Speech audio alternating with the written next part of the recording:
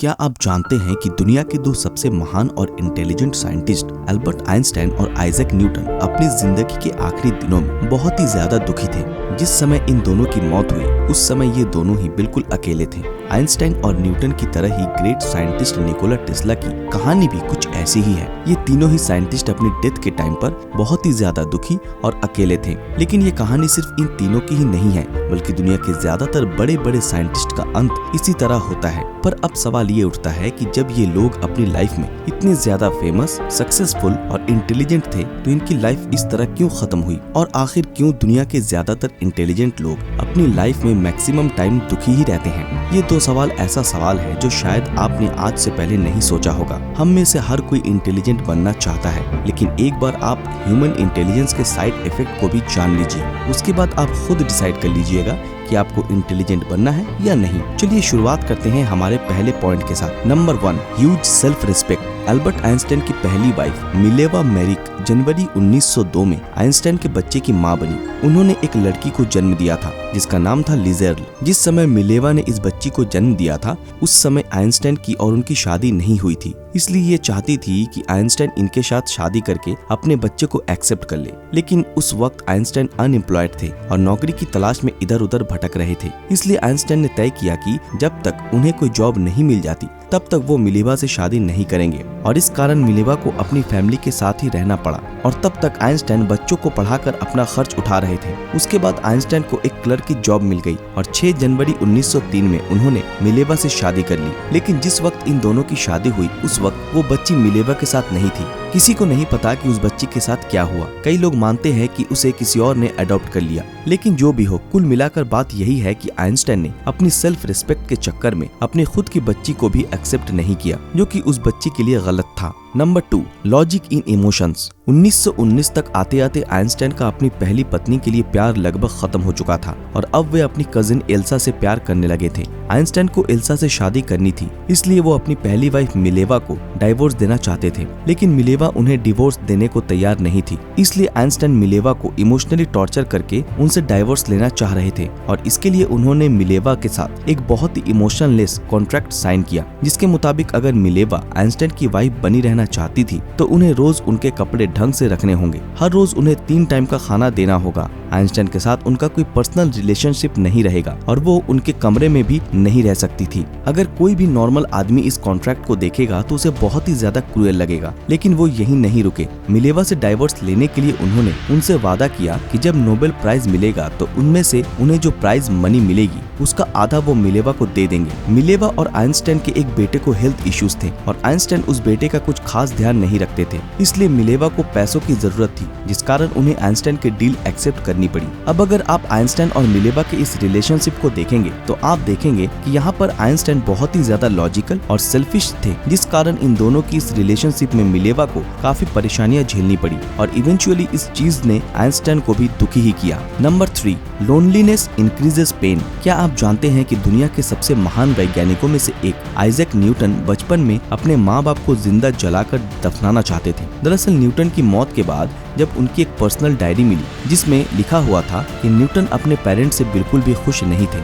इसके पीछे का कारण ये था कि न्यूटन के पैदा होने से 3 महीने पहले ही उनके बायोलॉजिकल डैड की डेथ हो गई थी, जिसके बाद उनकी मदर ने दूसरी शादी करी और इस शादी के कारण न्यूटन को हमेशा अपने ग्रैंड पेरेंट्स के साथ रहना पड़ा, जिससे वे खुद को बहुत ही ज्यादा अकेला महसूस करते। और इसी अकेलेपन के कारण 1693 में वो 18 महीने तक एक सीवियर डिप्रेशन का शिकार भी हुए। न्यूटन अपनी लाइफ में आखिर तक अकेले ही रहे। उन्होंने कभी शादी नहीं की और नींद में ही उनकी मौत हो गई। Number 4, success over ethics. Newton काफी कम उम्र से ही ग्रेविटी के बारे में सोचते रहते थे। उनके दिमाग में हमेशा बस यही चलता रहता था कि अगर मून अर्थ के चारों तरफ चक्कर काटता है तो वो अर्थ पर गिरता क्यों नहीं। इस सवाल का जवाब ढूंढने के लिए न्यूटन को बहुत ज्यादा मैथमेटिक्स की जरूरत थी, लेकिन उस वक्त की मैथमेटिक्स इतनी ज्यादा एडवांस नहीं थी। इसलिए न्यूटन ने अपने इस क्वेश्चन का आंसर ढूंढने के लिए कैलकुलस इन्वेंट किया। लेकिन न्यूटन के कैलकुलस इन्वेंट करने के कुछ ही समय बाद एक जर्मन मैथमेटिशियन गॉटफ्राइड लेइबनिज भी कैलकुलस इन्वेंट करते हैं और इसे पब्लिश करवा देते हैं। उस वक्त तक न्यूटन ने अपने काम को पब्लिश नहीं किया था, इसलिए वो लेबनिज से बहुत ज्यादा नाराज हो गए और उन्होंने कहा कि जो कैलकुलस लेबनिज ने आज पब्लिश किया है वो उसे कई साल पहले ही बना चुके हैं, इसलिए लेबनिज ने उनके काम को चुराया है। आगे चलकर इस बात पर जब बहुत ज्यादा बहस होने लगी तो लेबनिज ने ये केस लंदन में रॉयल सोसाइटी के सामने रखा और उन्हें फैसला करने को कहा। लेबनिज को उम्मीद थी कि उन्हें उनके काम का क्रेडिट जरूर मिलेगा, लेकिन न्यूटन उस वक्त रॉयल सोसाइटी की साइंस एकेडमी के प्रेसिडेंट थे, इसलिए उन्होंने अपने इन्फ्लुएंस का इस्तेमाल करके ये साबित कर दिया कि कैलकुलस का इन्वेंशन उन्होंने ही किया था। कई लोग आज भी मानते हैं कि कैलकुलस का इन्वेंशन सबसे पहले लेबनिज ने ही किया था। न्यूटन अपने काम को लेकर बहुत ज्यादा जुनूनी थे, वे चाहते थे कि लोग उन्हें याद रखें, इसलिए उन्होंने उस वक्त के ही एक साइंटिस्ट रॉबर्ट हुक के साथ भी वही किया जो उन्होंने लेबनिज के साथ किया था। दरअसल जब न्यूटन ने मोशन पर 3 फेमस लॉज दिए तब उन्हीं के साथ के एक साइंटिस्ट रॉबर्ट हुक ने ये कहा कि इन लॉज के बारे में उन्होंने ही न्यूटन को आइडिया दिया था, इसलिए उन्हें भी इसका क्रेडिट मिलना चाहिए। न्यूटन ने एक बार फिर रॉयल सोसाइटी में अपना इन्फ्लुएंस का इस्तेमाल किया और रॉबर्ट हुक की आवाज दबा दी, जो ये दिखाता है कि वो कितने ज्यादा सेल्फ सेंटर्ड थे। अब अगर न्यूटन के बारे में जानने के बाद आपको ऐसा लग रहा है कि आइंस्टाइन इस मामले में अच्छे थे, तो आप ये जान लीजिए कि आइंस्टाइन भी कोई दूध के धुले नहीं थे। ये बात तो सच है कि आइंस्टाइन की पूरी रिसर्च ओरिजिनल थी, लेकिन आइंस्टाइन ने भी ये काम अकेले नहीं किया था। उनकी वाइफ फर्स्ट मिलेवा ने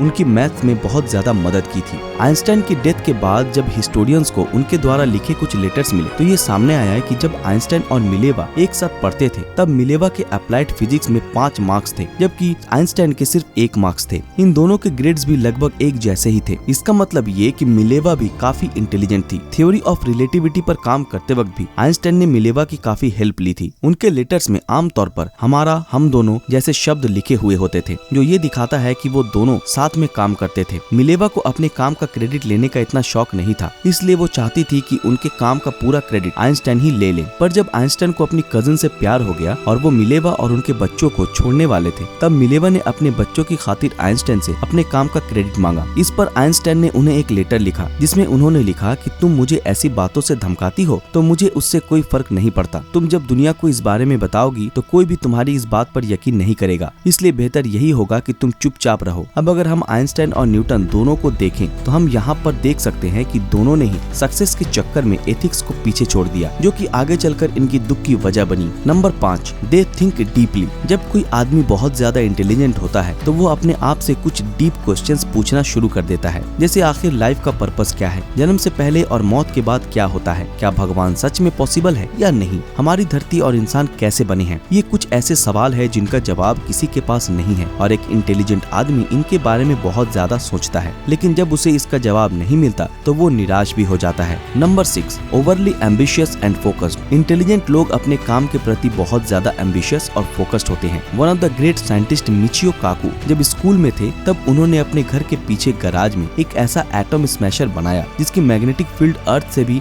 20,000 गुना ज्यादा थी। मिचियो के पेरेंट्स चाहते थे कि मिचियो भी एक नॉर्मल बच्चे की तरह ही अपने दोस्तों के साथ खेले, लेकिन मिचियो हमेशा मशीन्स के साथ ही लगे रहते थे। एलोन मस्क ने भी एक बार अपने एक इंटरव्यू में कहा था कि कभी-कभी साइंटिस्ट अपने काम को लेकर इतना ज्यादा ऑब्सेस्ड हो जाते हैं कि वो इससे होने वाले नुकसान को भी भूल जाते हैं। इसी तरह एक बार जब न्यूटन लाइट पर कुछ एक्सपेरिमेंट कर रहे थे तो उन्होंने कलर्स के बिहेवियर को समझने के लिए अपनी आंख में एक नीडल मार दी। कुछ इसी तरह साइकोलॉजिस्ट विंथ्रॉप केलॉग भी ये जानना चाहते थे कि क्या होगा अगर कोई चिंपैंजी इंसानों के साथ रहना शुरू कर दे, क्या वे भी इंसानों की तरह ही बिहेव करना शुरू कर देंगे। इसी बात का पता लगाने के लिए विंथ्रॉप ने गुआ नाम के एक छोटे से चिंपैंजी के बच्चे को अपने बच्चे के साथ रखना शुरू कर दिया। काफी कोशिशों के बाद भी गुआ इंसानों की तरह बिहेव करना नहीं सीखा। वो तो अब भी चिंपैंजी की तरह ही बिहेव करता था, लेकिन इसके कारण विंथ्रॉप का बच्चा जरूर चिंपैंजी की तरह बिहेव करने लग गया था। उसे जब भी खाना खाना होता तो वो चिंपैंजी की तरह ही खाना मांगता। ये देखकर विंथ्रॉप को समझ में आ गया था कि अब और ज्यादा उस चिंपैंजी को अपने घर में नहीं रख सकते थे। मिचियो काकू, न्यूटन और विंथ्रॉप के एग्जाम्पल से हम ये तो समझ चुके हैं कि साइंटिस्ट कभी-कभी अपने काम के चक्कर में एक्सट्रीम चले जाते हैं, लेकिन ये सब एग्जाम्पल कोई प्रॉपर रिसर्च नहीं थी। इसलिए साल 1938 में हार्वर्ड ने एक ऐसी रिसर्च शुरू की जो 79 साल तक चली। इस स्टडी का मेन एम ये पता लगाना था कि कौन सी चीज ह्यूमन माइंड को सबसे ज्यादा खुशी देती है। इस स्टडी में 729 स्टूडेंट्स को शामिल किया गया और इन स्टूडेंट्स की लाइफ को हर साल 79 साल तक ट्रैक किया गया। इन सब स्टूडेंट्स का हर साल ब्लड टेस्ट लिया जाता, ब्रेन स्कैन करवाया जाता और इनसे इनकी लाइफ के बारे में पूछा जाता। इन सब स्टूडेंट्स में 2 तरह के स्टूडेंट थे। पहले थे अमीर बच्चे